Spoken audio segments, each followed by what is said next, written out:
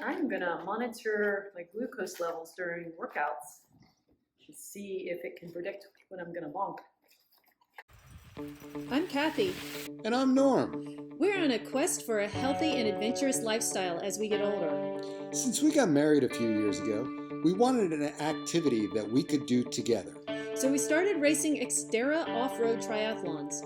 I used to be a pretty good runner and a competitive triathlete. And I used to smoke 2 packs a day. But now, it's life with a fast wife.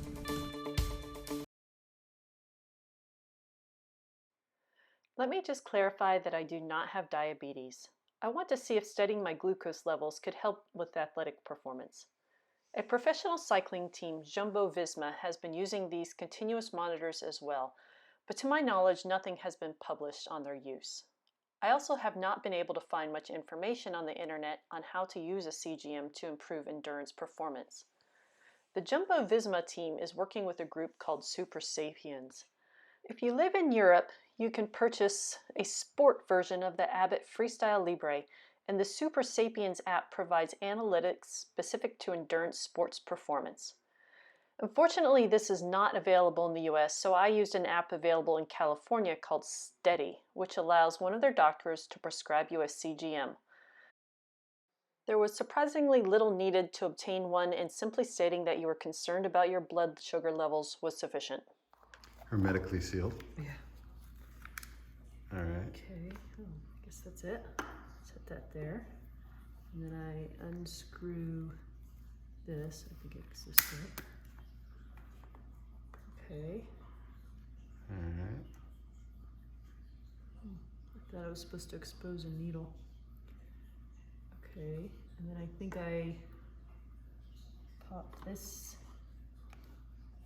in here. There we go.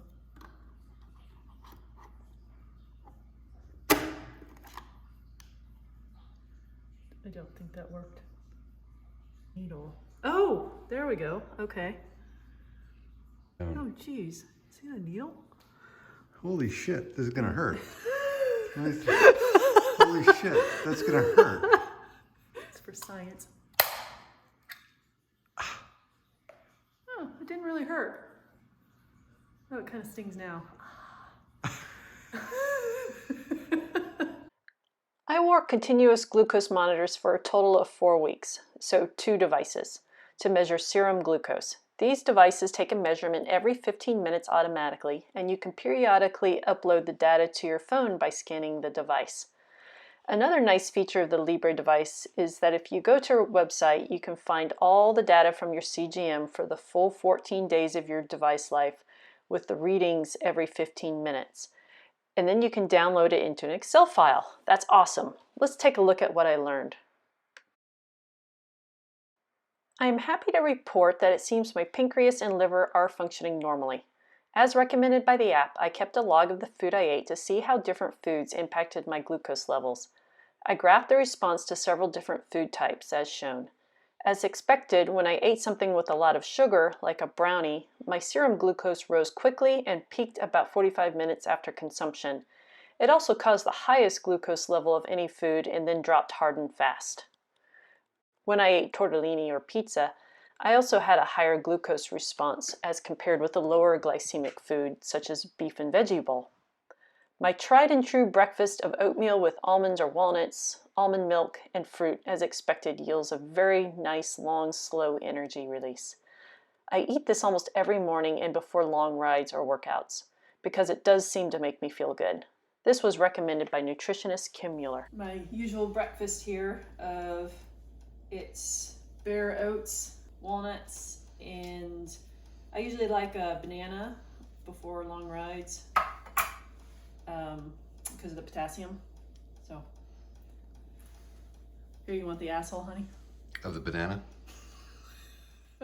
I analyzed data from 3 long cycling sessions of 2.5 to 3.5 hours at high intensity, and after about 15 minutes, my glucose levels start to rise, indicating that my liver is releasing the stored glycogen to my muscles for fuel. That's good. This rise in glucose occurs for about the first hour of exercise and then starts to fall. The amount that it rose and fell for each ride, though, was different. despite the intensity, and was likely due to how long before the ride I ate breakfast. I typically take in some fuel at 1.5 or 2 hours into the ride because that's when I feel hungry. But from this data, I see that my glucose levels have already started dropping rapidly by that point. So one change I should make is to start eating earlier, probably about 1 hour into the ride. I also analyzed data from 3 runs, all of about 1 hour to 1 hour 15 minutes in duration. There it goes. Okay, 118 post run. So it got up to 131 during the run. During the week, I run early and don't have time for food before the run, but it seems like as soon as I wake up, my glucose levels start to rise, as if my body is preparing itself for the workout that it knows is coming. This is good since I read an article that before starting an endurance workout, you want your blood glucose to be over 105 milligrams per deciliter and to stay above that level during the workout. Prior to one of my runs, I took a cliff shot block, and this was very apparent in my CGM data because I had a much higher glucose level than previous runs, and the spike came earlier, around 30 minutes into the run. On one of the runs, I started later than usual in a fasted state, and I recall bonking hard after about 45 minutes. It seems like that means that I can run an hour in a fasted state right after waking up at 6 a.m., but if I wait, say until 8 a.m., it seems glycogen is already near depletion by the time I start. It was really interesting to see how my own body reacts and understand the cause and effect relationships better. I have already started implementing these changes and find I'm able to sustain harder efforts in my workouts. So should all people training for marathons and century rides be wearing glucose monitors? Well, it could help if you are struggling with bonking or hitting the wall, or if you're an elite athlete trying to get that extra edge.